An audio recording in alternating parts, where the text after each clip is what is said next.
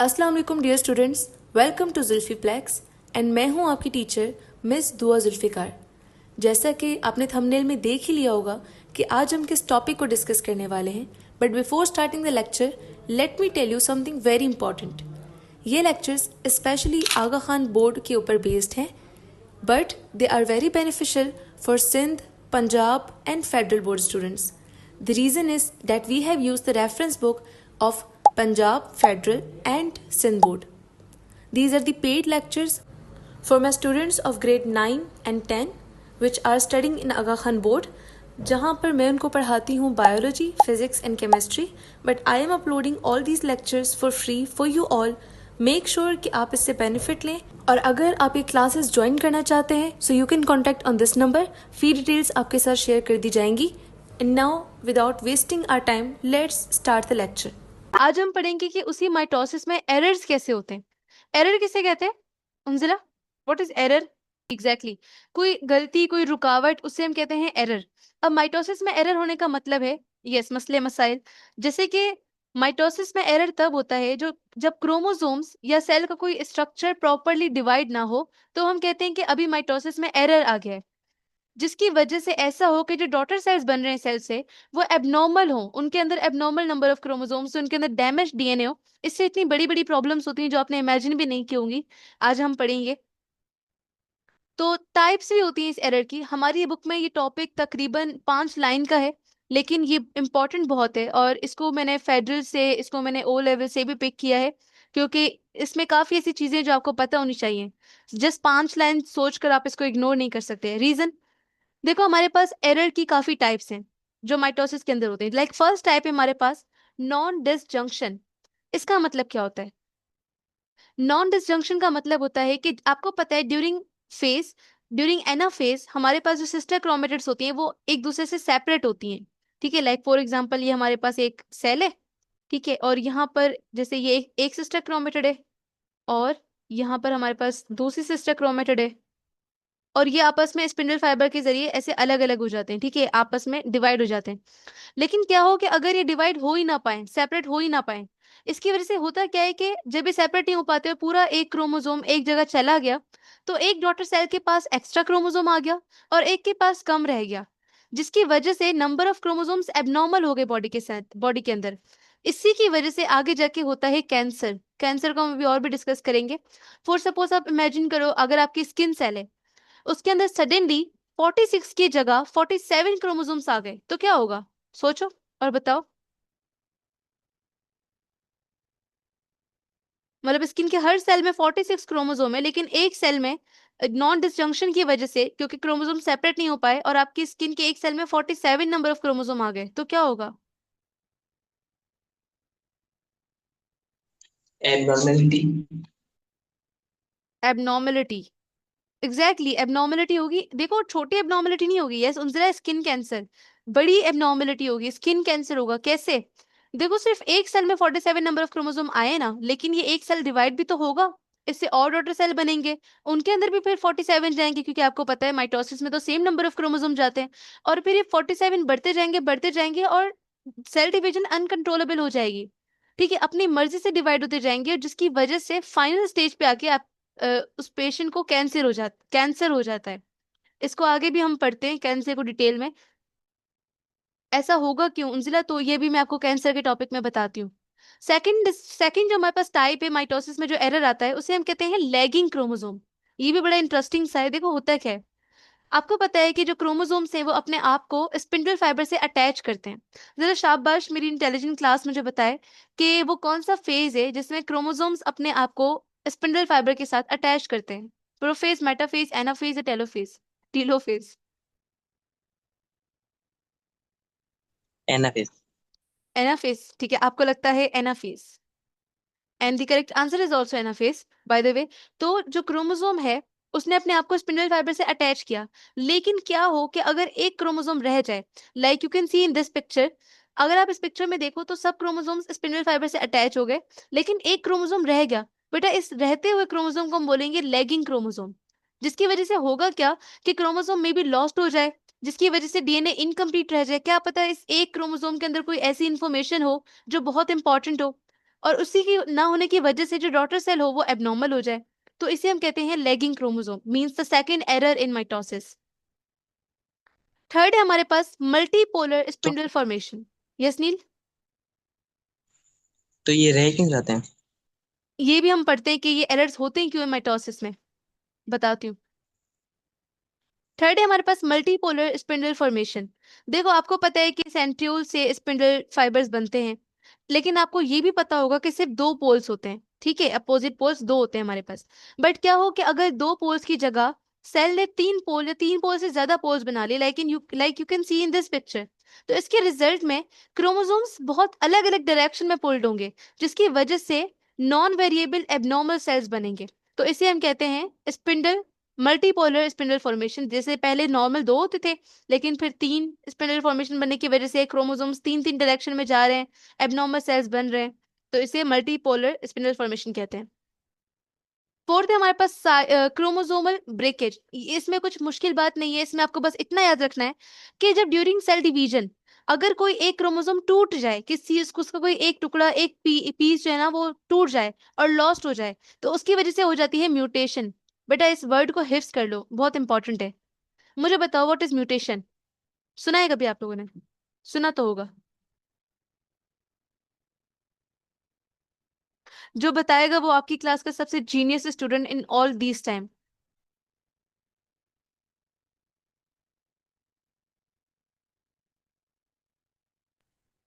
Miss खराब। खराबी kind of, लेकिन अभी भी थोड़ी और प्रॉपर बता सकते हो आप लोग, म्यूटेशन किसे कहते हैं? मिस शायद जेनेटिक चेंज को या किसी चेंज को। जेनेटिक चेंज को तो वेरिएशन कहते हैं, बट बहुत करीब है आपका आंसर भी, अगर आप एग्जैक्ट वर्ड पे फोकस कर सकें तो। Anyone else? तो चेंज को हटाएं, ट्रांसफॉर्म। सही कह रहे हो आप, लेकिन एग्जैक्टली किस चीज में चेंज आना, वो मैं पूछ रही हूँ। अगर चलो आपने बोला जेनेटिक वेरिएशन भी, तो किस चीज में वो वेरिएशन आ रही है, जीन्स में? आएगी मिस ऑब्वियसली, अगर जेनेटिक है तो डीएनए वगैरह में, आरएनए में भी मे बी। तो एग्जैक्ट वर्ड है डीएनए। ठीक है, जेनेटिक वाली बात भी थोड़ी थोड़ी सही थी। देखो, अगर डीएनए के अंदर, डीएनए की सीक्वेंस के अंदर चेंज आ जाता है, तो उसे हम कहते हैं म्यूटेशन, और इसी की वजह से आगे जाके कुछ प्रॉब्लम्स कॉज होती है जिनको हम डिस्कस करते हैं अभी, तो इस वर्ड को याद रखिएगा, म्यूटेशन। एग्जाम्पल हमारे पास क्या है कि translocation of chromosomes can be link to leukaemia. अब ल्यूकीमिया क्या है, ये एक इंपॉर्टेंट सी बात है। ल्यूकीमिया हम कहते हैं ब्लड कैंसर को। इसमें होता क्या है कि जो व्हाइट ब्लड सेल्स हैं वो प्रॉपरली बन नहीं पाते हैं। रीजन क्या होता है इसका कि उनको बनाने के लिए जो इन्फॉर्मेशन होती है, क्या पता वो उस क्रोमोसोम में थी, जो क्रोमोसोम ब्रेकिश के टाइम टूट गया और दोबारा से वो बन ही नहीं पाया, लॉस्ट हो गया, तो उसे हम कहते हैं ल्यूकीमिया। ठीक है, तो क्रोमोसोम्स अगर सही तरीके से लिंक नहीं हो पाते तो आपको ब्लड कैंसर, तो उस पेशेंट को ब्लड कैंसर भी हो सकता है। साइटोकाइनेसिस क्या है ये बताएं जरा, what is cytokinesis? Division of cytoplasm. Exactly आपको पता है कि जब सेल के अंदर कैरियोकाइनेसिस हो जाती है, मतलब दो न्यूक्लियस बन जाते हैं, तो उसको बीच में से सेपरेट होके दो अलग अलग सेल बनाने होते हैं, और इस प्रोसेस को हम कहते हैं साइटोकाइनेसिस, यानी कि डिवीजन ऑफ साइटोप्लाज्म। बट क्या हो कि जब न्यूक्लियस डिवाइड हो जाए तो उसके बाद साइटोप्लाज्म डिवाइड ही ना हो, मतलब कि एक बड़े से सेल के अंदर दो दो न्यूक्लियस हैं, और उसे हम कहते हैं पॉलीप्लॉइड सेल, यानी कि ऐसा सेल जिसमें दो दो न्यूक्लियस हैं लेकिन साइटोप्लाज्म डिवाइड ही नहीं हो पाया किसी रीजन की वजह से। अब ऐसा अक्सर कुछ प्लांट्स में देखा गया है, और ह्यूमंस में अगर होता तो उनकी एबनॉर्मल ग्रोथ होती। वही बात हम हर जगह ये डिस्कस करें कि एबनॉर्मलिटी आती है, एबनॉर्मलिटी आती है, बताते हैं ये एबनॉर्मलिटी कैसे आती है, क्या होता है। आखिरी हमारे पास जो टाइप है वो है अनकंट्रोल्ड माइटोसिस, जिसे हम कहते हैं कैंसर। जब सेल्स मतलब कंटिन्यूसली डिवाइड होते हैं अनकंट्रोलेबली, मतलब रुके बगैर डिवाइड होते जा रहे हैं होते जा रहे हैं, तो उनकी वजह से बन जाता है ट्यूमर। ट्यूमर दो तरह का हो सकता है, कैन बी बिनाइन और कैन बी मेलेग्नेंट। ठीक है, इसको हम डिस्कस करेंगे हमारी बुक से, बुक में बहुत अच्छा ही लिखा हुआ है। जरा इस वाले टॉपिक पे आ जाए, एरर्स इन माइटोसिस। आ गए? जी। Now see errors in the control of mitosis में कॉज कैंसर। अगर माइटोसिस में एरर हो जाए तो उसकी वजह से कैंसर हो सकता है। Now all cells have genes, हर सेल के अंदर ऐसी जीन्स होती हैं जो माइटोसिस का माइटोसिस की टाइमिंग को डिसाइड करते हैं और माइटोसिस के नंबर को डिसाइड करते हैं, यानी कि इतनी दफा माइटोसिस होनी है, इस वक्त पे होनी है। लेकिन समटाइम्स कुछ म्यूटेशंस हो जाती हैं। म्यूटेशंस का मतलब जैसे कि डीएनए में, जैसा कि जीन्स में खराबी आ जाए और वो प्रॉपरली उसमें कोई ना कोई चेंज आ जाए और ऐसे हो जाए कि उसकी सीक्वेंस खराब हो जाए, और जिसकी वजह से जो सेल्स है वो कंटिन्यू डिवाइड होते ही जाते हैं। इन result in growth of abnormal cells, जिसकी रिजल्ट में आपके पास जो सेल बनते हैं बेटा वो एबनॉर्मल होते हैं, और उन्हीं एबनॉर्मल सेल्स को हम कहते हैं tumours, tumour. As long as these tumour remain in their original location, for example अगर किसी पेशेंट के, किसी एक इंसान के हाथ में एक सेल में कोई म्यूटेशन हो गई थी और उस म्यूटेशन की वजह से उसके एक हाथ के एक सेल में कोई एक सेल ट्यूमर वाला बन गया, यानी कि एबनॉर्मल सेल बन गया। एबनॉर्मल सेल को ही हम ट्यूमर कहते हैं। अगर तो वो सेल उसके हाथ तक ही रहा तो उसे हम कहते हैं बिनाइन ट्यूमर। क्या कहते हैं? Benign tumour. Benign tumour. लेकिन अगर वो एक ट्यूमर जो है वो फैलता गया और उसकी पूरी बॉडी में, यानी कि फिर उसके ब्रेन में भी गया, उसके हार्ट में, स्टमक में, पूरी बॉडी में अगर फैलता जाता है, अपनी जगह चेंज करता जाता है, तो उसे हम कहते हैं मैलिग्नेंट ट्यूमर। अक्सर अगर आप किसी की रिपोर्ट्स पढ़ो तो उनमें अक्सर लिखा जाता है बिनाइन और मैलिग्नेंट ट्यूमर के बारे में। तो बिनाइन ट्यूमर ऐसा ट्यूमर जो एक ही जगह पर रहे, which can not change its position, okay, original location पे स्टे करे। मैलिग्नेंट ट्यूमर ऐसा ट्यूमर जो अपनी जगह चेंज करता रहे। अब आपके मुताबिक, ठीक है यू ऑल, आपके मुताबिक बिनाइन ज्यादा खतरनाक होगा या malignant? Miss malignant. Malignant. Exactly, the correct answer is malignant, क्योंकि ऐसे ट्यूमर जो फैलता जाता है उससे हम कहते हैं कैंसरस ट्यूमर, यानी कि मैलिग्नेंट ट्यूमर। तो malignant tumors and their cells are called cancer cells. Such tumors can send cancer cells to other parts in body where new tumors may form. यानी कि फैलते जाते हैं बॉडी के अदर पार्ट्स में भी, ये ट्यूमर्स बनाते जाते हैं। और इस फिनोमेना को, यानी कि जब एक ट्यूमर फैलता जाए और स्प्रेड होता जाए, तो उसे हम कहते हैं मेटास्टेसिस। ये इंपॉर्टेंट बात थी। तो दिस इज ऑल के माइटोसिस में ये एरर्स होते हैं। अब आखिरी सवाल हमारा, कि ये ट्यूमर्स होते क्यों हैं ना, कि माइटोसिस में एरर्स आते क्यों हैं? Give me 1 second.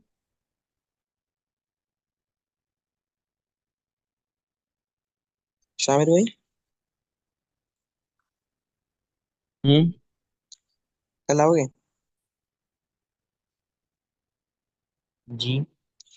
अच्छा यार, ये मिस ने ये बताया था ना बिनाइन और मैलिग्नेंट का, कि बिनाइन में जो हाथ काटना पड़ता है, काटा पीटी होती है, और मैलिग्नेंट में मतलब रेस के थ्रू मतलब वो क्योर कर सकते हैं, कुछ ऐसा ही। हाँ मतलब है कि बिनाइन जो है ना वो एक स्पेसिफिक पार्ट में होता है, तो उस पार्ट को ही काट के वो ट्यूमर खत्म कर सकते हैं। और ये जो मैलिग्नेंट होता है ये पूरी बॉडी में स्प्रेड होता है, तो इसका क्योर जैसे कि वो कीमो वगैरह लगते हैं, रेजेस लगती हैं। ओके, रेजिस्ट तो पत्थर के लिए वगैरह, स्टोन्स के लिए नहीं होते? क्या डिस्कस कर रहे हैं? नहीं। जैसे आपने नाइन में बताया था बिनाइन और मैलिग्नेंट का, कि बिनाइन अगर हाथों में ही है तो हाथ काट लेते हैं, नहीं नहीं नहीं तो नहीं, फिर हाथ नहीं मैलिग्नेंट का क्या? काटते, हाथ नहीं काटते, ऐसे नहीं बताया था मैंने। ये कहा था कि जो बिनाइन ट्यूमर होता है हमारे पास वो रिमूवेबल होता है, यानी कि हम उसको रिमूव कर सकते हैं। लेकिन जो मेलिग्नेंट होता है, क्योंकि वो पूरी बॉडी में फैल जाता है ना, तो उसको रिमूव नहीं किया जा सकता। उस पे फिर रेडिएशंस होती है, जिसे हम कहते हैं कीमोथेरेपी, जो कैंसर का कुछ टाइम का इलाज होता है, जिसे हम कीमोथेरेपी कहते हैं। तो केमिकल्स के जरिए उन सेल्स को खत्म किया जाता है, बट वो प्रॉपरली टूटते नहीं है। जैसे किडनी में स्टोन को तोड़ा था ना हमने रेडिएशन से, ऐसे ही कैंसर सेल्स को भी फिर कीमोथेरेपी के जरिए तोड़ा जाता है। बट वो पॉसिबल नहीं है, उसमें ये होता है कि इतना टाइम लगा कर कोई 2-3 सेल्स टूटते हैं और फिर वो उसके अगले दिन बन जाते हैं। इसीलिए कीमोथेरेपी एक लॉन्ग प्रोसीजर होता है, बट इफेक्टेबल नहीं होता। तभी कहते हैं कि कीमोथेरेपी इज अ फ्रॉड। तो मिस इसका कोई क्योर नहीं है कैंसर का? कैंसर का अभी तक तो कोई इलाज नहीं है। मैंने कहीं एक रील में देखा था कि कोई इलाज आया था, लेकिन उन लोगों को किसी ने मार दिया था। I don't know it's real और फेक, बट अभी तक ऑफिशियली इसका कोई इलाज नहीं है। इसको डिले करने का प्रोसेस है chemotherapy, that's all, which is also very expensive but not effective.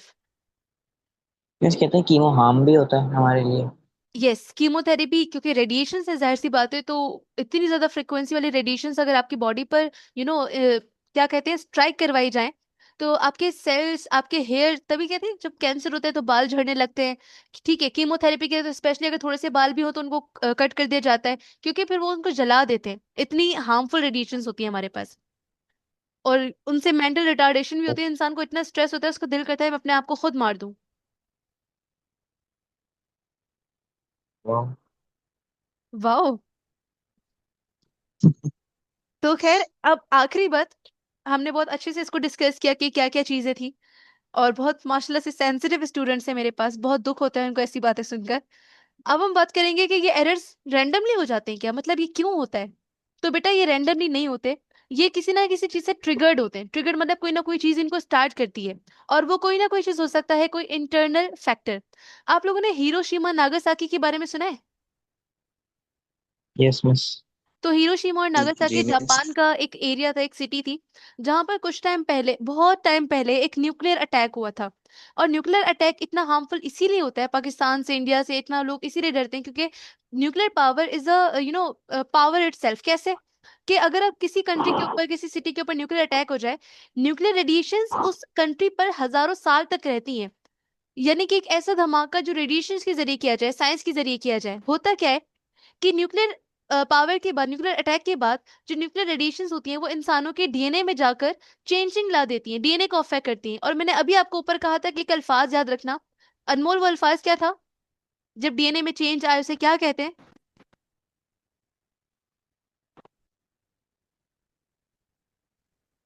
Mutation. Mutation, exactly. तो जब इन न्यूक्लियर रेडिएशंस की वजह से आपके डीएनए में चेंजिंग आती है ना बेटा, तो वो सदियों साल तक चलती है। जैसा कि आप लोगों को पता होगा कि अभी तक उन सिटीज में जहां पे न्यूक्लियर अटैक हुआ था, हिरोशिमा, नागासाकी इन जापान, अभी तक वहां पर जो बच्चे पैदा होते हैं वो एबनॉर्मल होते हैं, या तो उनके हाथ नहीं होते, या उनके पैर नहीं होते, या उनकी आंखें नहीं होती। रीजन के जो रेडिएशंस थी वो उनके डीएनए में अभी तक मौजूद है। तो mutation in DNA cause the errors in mitosis. ठीक है, डैमेज्ड बाय रेडिएशन, टॉक्सिन्स और केमिकल्स की वजह से ये एरर्स होते हैं, स्पिंडल फाइबर अटैचमेंट की वजह से ये एरर्स होते हैं। कुछ केसेस में, कुछ रेयर केसेस में कोई वायरस भी ऐसा कर सकता है कि नॉर्मल सेल डिवीजन को डिस्टर्ब कर सकता है। उसके अलावा एजिंग, लेकिन एक थोड़ा कम खतरनाक है उम्र वाला, कि जो ओल्डर सेल्स होते हैं उनके पास ज्यादा चांसेस होते हैं कि उनमें एरर्स आए, जो पुराने सेल्स होते हैं। ठीक है, अगर हम एरर्स की बात करें तो कंसिक्वेंस क्या है इसका, कि वही बात, एबनॉर्मल क्रोमोसोम नंबर होंगे, बीमारियां हो सकती हैं लाइक कैंसर, सेल की डेथ हो सकती है, जिसे हम मियोसिस पढ़ेंगे ना, तो उसके बाद हम पढ़ेंगे एपोप्टोसिस, नेक्रोसिस, तो ये हम अभी डिस्कस नहीं करें, लेकिन सेल की डेथ हो सकती है। और डेवलपमेंटल इश्यूज, जैसे कि अभी तक हिरोशिमा नागासाकी में डेवलपमेंटल इश्यूज हैं, कि एक दफा वो एरर हुआ था एम्ब्रियो टाइप पे, और अभी तक वहां पे एबनॉर्मेलिटीज हैं। So this is all about this topic which is errors in mitosis, जिसमें हमने सारी टाइप्स भी पढ़ी हैं और उसके एरर्स भी पढ़े हैं। कोई सवाल अगर आपका है तो पूछें, अदरवाइज हम एमसीक्यू सॉल्व करने लगे। यस नील। हाँ मिस। मिस आपने बोला ये इस वाली तस्वीर पे आ जाए माइटोटिक एरर्स पे, यस। स्पिंडल फाइबर वाला। नहीं, यही वही। हाँ। मिस आपने ये बोला था कि मतलब कि वो तीन जगह चले जाते हैं, पर तीन जगह तो जाते ही नहीं, दो जगह जाते हैं। पर इसमें आपने तीनों पिक्चर्स में तीनों जगह बनाई है स्पिंडल फाइबर्स की, क्या बोलते हैं इसकी उसे, बात कर रहे हो आप, इसकी अपोजिट बात कर रहे हो? जी मिस, इसी की बात। देखो इसमें होता क्या है, जैसे तीन पोल्स थे, बनने तो दो ही न्यूक्लियस थे, लेकिन इन तीन पोल्स की वजह से आधे क्रोमोसोम्स यहाँ पे आ गए, आधे क्रोमोसोम्स यहाँ पे आ गए, और आधे क्रोमोसोम्स यहाँ पे आ गए। ठीक है, फिर फाइनली इन क्रोमोसोम्स की आपस में स्वैपिंग होती है, बनते दो ही न्यूक्लियस हैं, लेकिन तीन पोल्स की वजह से क्रोमोसोम्स की पोजीशन चेंज हो गई। जो आधे एग्जैक्ट क्रोमोसोम्स एक न्यूक्लियस में जाने थे, एक सेल में जाने थे, वो आधे एग्जैक्ट क्रोमोसोम्स जा नहीं पाए, और इन तीन पोल्स की बनने की वजह से स्वैपिंग हो गई उनकी। तो बनेंगे दो ही न्यूक्लियस, लेकिन स्वैपिंग की वजह से सीक्वेंस खराब हो जाएगी, और उसी सीक्वेंस खराब होने को ही हम म्यूटेशन कहते हैं। ऐसे न्यूक्लियस का नहीं पूछ रहे, हम कह रहे हैं कि पोल्स तो दो ही होते हैं ना, लाइक जो आपने बोला स्पिंडल फाइबर खींचते हैं, इसमें तो आपने तीन लिखे हैं, मतलब तीन बनाए हुए हैं। नॉर्मल पोल दो होते हैं, जब म्यूटेशन होती है तो तब हमारे पास तीन पोल से, तीन पोल से ज्यादा, चार पांच भी बन सकते हैं, उसी को हम मल्टीपोलर कहते हैं। तो जब भी कोई रेडिएशन या म्यूटेशन होती है, तो जिसकी वजह से दो सेंट्रियोल थे ना आपके पास जो दो पोल बना रहे थे, वही सेंट्रियोल फर्दर डिवाइड होकर चार सेंट्रियोल बन जाएंगे या तीन सेंट्रियोल बन जाएंगे और ज्यादा पोल भी बन सकते हैं। तो कुछ रेयर केसेस में ऐसा लाजमी नहीं है कि दो ही पोल हो, नॉर्मल में होता है वो, रेयर केसेस में या कैंसर पेशेंट्स के अंदर तीन या तीन से ज्यादा भी पोल्स बन सकते हैं। जी मिस, बेहतर। क्लियर? जी मिस। बेहतर। तो अब हमारे पास आ जाते हैं मल्टीपल चॉइस क्वेश्चंस के ऊपर। So we have the first question, what is the result of non disjunction during mitosis? Anmol is saying B,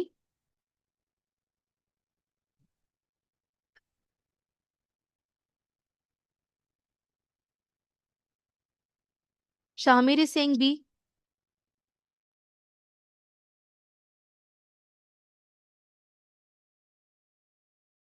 Unzala is saying B, Neel is saying C. What is the result of non disjunction during mitosis? तो देखो non disjunction होती थी during anaphase, जिसमें जो sister chromatids हैं वो आपस में अलग नहीं हो पाते, जिसे हम नॉन डिसजंक्शन कहते हैं। तो बी ऑप्शन कह रहा है कि one daughter cell gets extra chromosome, the other gets fewer. And C कह रहा है कि both daughter cells have identical chromosomes. तो बेटा ऐसा है कि इन दोनों को अलग होना था, लेकिन ये दोनों अलग हो नहीं पाए। ठीक है, तो एक के पास ये पूरा ही चला गया, तो जिसके पास ये पूरा गया है उसके पास एक क्रोमोसोम एक्स्ट्रा आ गया है, और जिसके पास ये नहीं गया आधा, उसके पास कम है। So the correct answer is B, one daughter cells get extra chromosome, the other gets fewer. Then we have the second to miss question. Yes Neel? Dis disjunction का मतलब है कि आइडेंटिकल क्रोमोसोम्स बढ़ जाएं, और नॉन डिसजंक्शन का मतलब कि ना बटे, एग्जैक्टली। ना वो डिवाइड।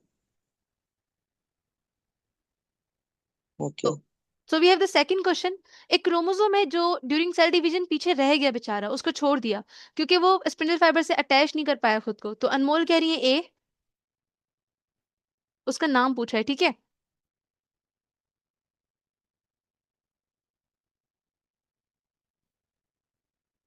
जल्दी जल्दी बताए, ऊपर लेक्चर में देखने नहीं चले जाना।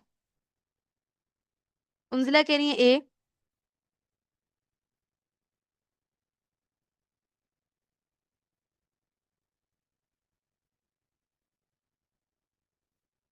Shamir is saying A, Neil is saying A.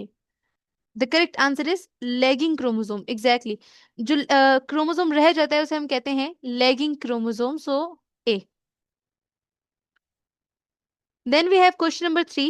What might happen if a skin cell suddenly had 47 chromosomes instead of 46?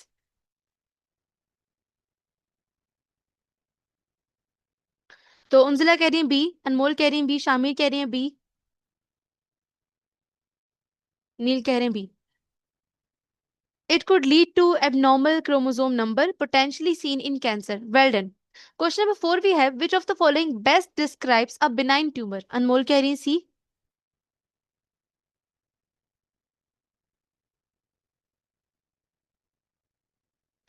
Shamir is saying C, Unzila is saying C, Neil is saying C, and the correct answer is also C.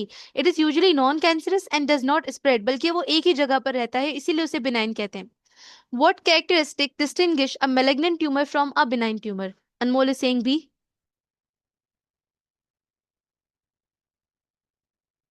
Neil is saying B,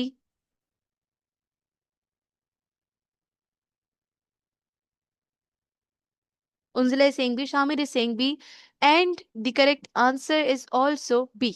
Malignant tumors can invade nearby tissues, जबकि जो मैं बस उल्टा बोल दिया शायद। Well जी फिर वो जी। दूसरा जो है वो डिस्टेंट साइड पे फैल जाता है ऐसे ही। The last one is what is metastasis. तो ये मैंने आपको एक छोटी सी टर्म एक्सप्लेन की थी, what is metastasis. Anmol is saying A, Neel is saying B, Shamir is saying A,